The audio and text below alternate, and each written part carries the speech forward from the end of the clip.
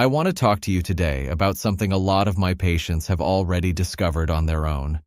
They come in and tell me they've been taking certain seeds before bed, pumpkin seeds, flax seeds, sometimes sunflower seeds, and they feel something shift. A little less burning, a little more sleep. And when they ask me if it's working, I don't tell them they're wrong. Because here's the thing. There is real biology behind why those seeds help. But what that relief is telling you, that's a different conversation entirely. And that conversation is the one nobody is having with you right now. I've spent decades working with patients over 60 dealing with nerve pain. And when someone comes to me and says a handful of seeds at bedtime has given them their first real night of sleep in months, I listen. Because something in those seeds is doing something. The question is what? And more importantly, why does your body need it so desperately right now? Because here's what I've learned after years of watching this unfold in patient after patient. The relief is real, but it is not the whole picture. And if you walk away thinking the seeds are the answer, you will miss what your body is actually trying to tell you. Stay with me. What I'm going to share today may be the most important thing you hear this year about your own health. Let me explain why those seeds create that relief. Pumpkin seeds are one of the richest natural sources of magnesium. Flax seeds are loaded with omega-3 fatty acids and a specific form of plant-based compound that reduces neural inflammation. Sunflower seeds contain significant amounts of vitamin E and zinc. When you eat a small handful of any of these before bed, you are delivering a concentrated burst of micronutrients directly into a nervous system that has been starving for them. Your nerves quiet down slightly, the burning eases, you drift off. But here is what none of that is fixing. The underlying damage to your peripheral nerves, the damage that is causing that burning, that tingling, that electricity shooting through your feet at 2 in the morning, that damage is still progressing every single night while you sleep. And the seeds are doing just enough to take the edge off so that you don't feel the urgency you should be feeling. I've been working with patients over 60 for a long time, and I've seen this exact pattern destroy people's quality of life for years, not because they weren't trying, but because nobody told them what was actually happening inside their bodies. That changes today. If you're watching this, I already know something about you. You've probably noticed a sensation in your feet that doesn't go away. Maybe it started as an occasional tingling, like your feet fell asleep and just won't wake up.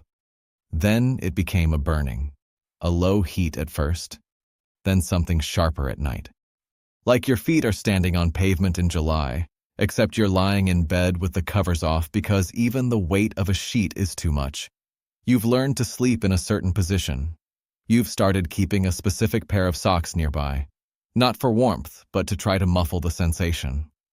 Maybe you've noticed something else, that you don't fully trust your feet anymore, that you hesitate at the top of stairs, that you've reached for the wall in your own hallway.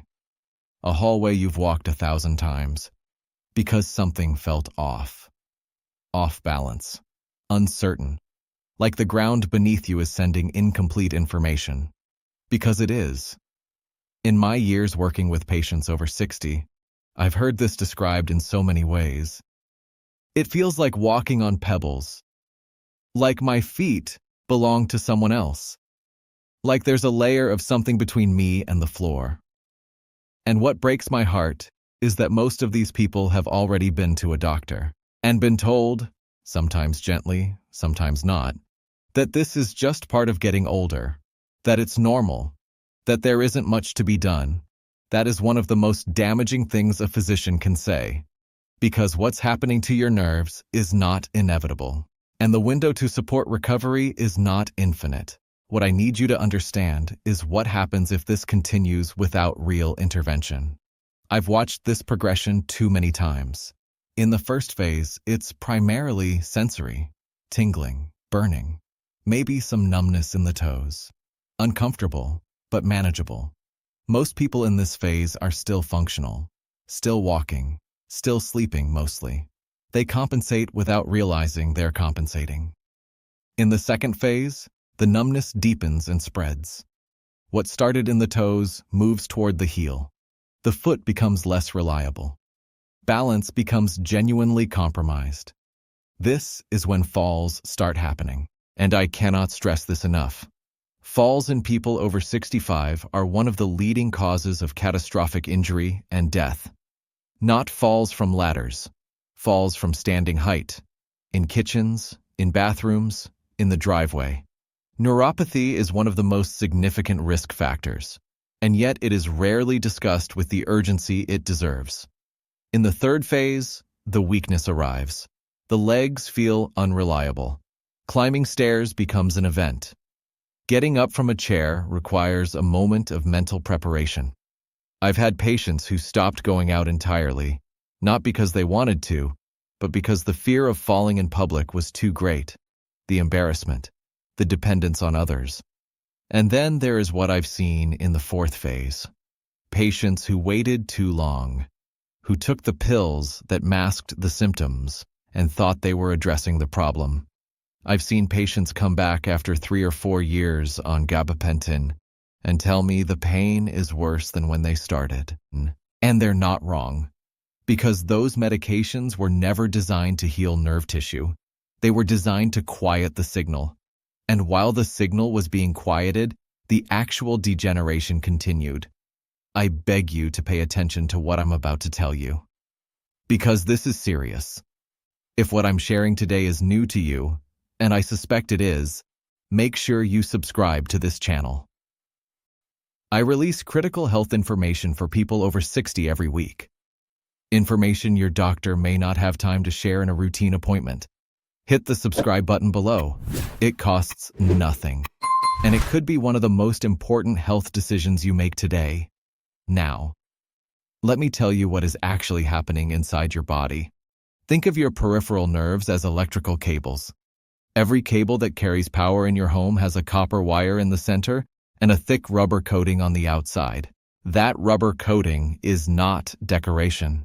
It is what makes the signal travel cleanly and quickly from one end to the other. Without it, the electricity leaks, the signal distorts. Sometimes it misfires. Sometimes it doesn't arrive at all. Your nerves have the same architecture. The copper wire is the nerve fiber itself. The rubber coating is called myelin, a fatty, protective sheath that wraps around every peripheral nerve in your body. And when that myelin degrades, everything that should be a clean signal becomes noise. That is your tingling. That is your burning. That is your body screaming through a line with bad reception. But here's what makes this even more serious, and I'll get to that in just a moment. The degradation of myelin is not a random event. It has causes. Specific, identifiable, often correctable causes that the conventional medical system almost never addresses. The first cause is one I see in virtually every patient over 60 with neuropathy symptoms: vitamin B12 deficiency. Not just low B12, severe chronic tissue-level deficiency. Here is why it matters so much. Your body cannot produce or maintain myelin without B12. It is the single most essential nutrient for the structural integrity of your nerve fiber coating. And after the age of 60, the stomach produces significantly less of a protein called intrinsic factor, which is required for B12 absorption. So even if you eat foods rich in B12, your gut may be capturing only a fraction of it. And if you are on metformin for blood sugar, which is one of the most commonly prescribed medications in this country, the research is clear that metformin blocks B12 absorption further. Many patients on metformin for years have B12 levels that are clinically deficient without ever being told. The second cause is inflammation. Not the inflammation you feel when you sprain an ankle, but a low-level, chronic, systemic inflammation that damages nerve tissue silently over years. Researchers have observed that elevated inflammatory markers correlate strongly with peripheral neuropathy progression. The nerves are not just coated in myelin. They are bathed in tissue that, when inflamed, becomes hostile to the very repair processes that could help them recover. The third cause is oxidative stress. Your nerve cells, like all cells, produce waste products as they generate energy. Normally, antioxidant systems inside those cells neutralize that waste. But as we age, and especially when the nervous system is under chronic stress, those internal antioxidant systems become overwhelmed. The waste accumulates. The mitochondria, the energy-generating structures inside the nerve cells, begin to function less efficiently. And the nerve cell loses its capacity to sustain itself, let alone repair itself. And this is where the research gets really surprising. Studies suggest that specific natural compounds can meaningfully support all three of these processes simultaneously, when they are present in the right forms, in the right concentrations. Not the forms you find in most supplements. Different forms. More bioavailable forms.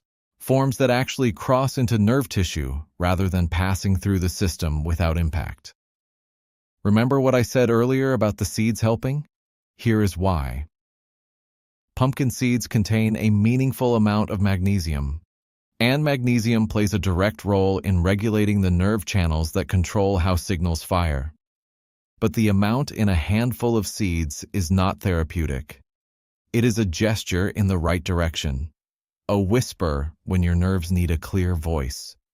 Researchers at the University of Ferrara published findings showing that patients with peripheral neuropathy had significantly lower levels of alpha-lipoic acid, a specific antioxidant produced inside mitochondria, compared to healthy controls. What made this finding so compelling was not just the deficiency itself, but the location of the deficiency. Alpha-lipoic acid is one of the only antioxidants capable of penetrating the interior of a nerve cell and neutralizing damage at the mitochondrial level. Standard antioxidants, even vitamin C, even vitamin E, cannot do this. They work in the space outside the cell. Alpha-lipoic acid works inside, and most people over 60 are severely depleted of it. That research has been largely ignored by mainstream medicine, but it has not been ignored by the researchers who continue to build on it. I had a patient, I'll call him Harold, 71 years old, retired engineer. Harold came to me after 4 years on gabapentin. He described the burning in his feet as a 10 out of 10 at its worst. He had stopped walking his dog. He had stopped sleeping more than 3 or 4 hours at a stretch. His wife told me she was watching him disappear. He had been told repeatedly that what he had could not be reversed, only managed. He had tried 3 different B12 supplements from the drugstore and felt nothing. He was skeptical of everything. And honestly, I respected that skepticism. I told Harold what I'm telling you now, that the form of the nutrient matters as much as the nutrient itself. That the B12 in most pharmacy supplements is a synthetic form called cyanocobalamin, and that the form that actually penetrates nerve tissue, the form the brain and peripheral nerves can use directly, is called methylcobalamin. Harold had never heard that distinction. His doctor had never mentioned it. Within several months of addressing the specific deficiencies we identified, Harold told me he had taken his dog for a walk 3 days in a row. He said it was the first time he'd cried from happiness in years. This is not just about the burning in your feet. This affects everything. When you are not sleeping because your feet are on fire at midnight, you are not recovering. Your immune system is compromised. Your mood deteriorates. Your cardiovascular system cannot rest the way it needs to. Your cognitive function declines from sleep deprivation alone. The relationship between you and your own body begins to fracture. You stop trusting it. You start accommodating it. You rearrange your life around what it can no longer do, and you do it so gradually that you almost don't notice. Until you do notice. Until you realize you haven't danced in 3 years, that you haven't walked on the beach, that you've started sitting out the parts of family gatherings that involve being on your feet, that your grandchildren want to play on the floor, and you can't lower yourself down without planning the whole operation in advance. I've watched patients suffer from something completely preventable for decades, and the emotional weight of that, the isolation, the frustration, the quiet grief of watching yourself slowly become a smaller version of who you were, that weight is real, and it is not your fault. Nobody told you this. Nobody explained what was happening or what could be done about it before it progressed. The system you trusted to do that failed you. I've put together a short presentation that goes much deeper into everything I've covered today. It includes specific approaches that I've seen work for patients in exactly this situation. The link is in the description below. Watch it when you have a quiet moment. I think it's going to answer a lot of questions you didn't even know you had. Now let me tell you about the specific compounds the research points to most consistently. The first is methylcobalamin, the active methylated form of vitamin B12. What most doctors won't tell you in a 10-minute appointment is that there are two fundamentally different forms of B12 available in supplements. Cyanocobalamin, the cheap synthetic form used in most pharmacy products, must be converted by the body before it can be used by nerve tissue. In people over 60, that conversion is often impaired. Methylcobalamin requires no conversion. It is delivered directly to the nervous system in the form it needs. Extensively studied for its role in myelin synthesis and nerve regeneration, methylcobalamin is not a supplement. It is the raw material your nerve sheaths are built from. Without it, repair cannot happen. The second compound is alpha-lipoic acid, a powerful antioxidant that works specifically inside nerve cells, neutralizing the oxidative damage that accumulates over decades and that standard antioxidants cannot reach.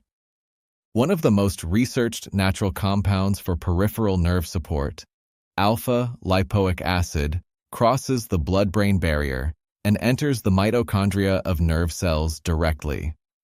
Clinical evidence points to its ability to reduce the burning and electrical sensations associated with neuropathy, not by masking the signal, but by reducing the damage that generates it. The third is acetyl L-carnitine, an amino acid compound studied extensively in clinical settings for nerve health support. What acetyl L-carnitine does is provide the energy substrate that nerve cells need to begin the repair process. Think of it this way. Even if you provide the building materials, a construction crew still needs fuel. Acetyl L-carnitine is the fuel for the mitochondria in your nerve cells.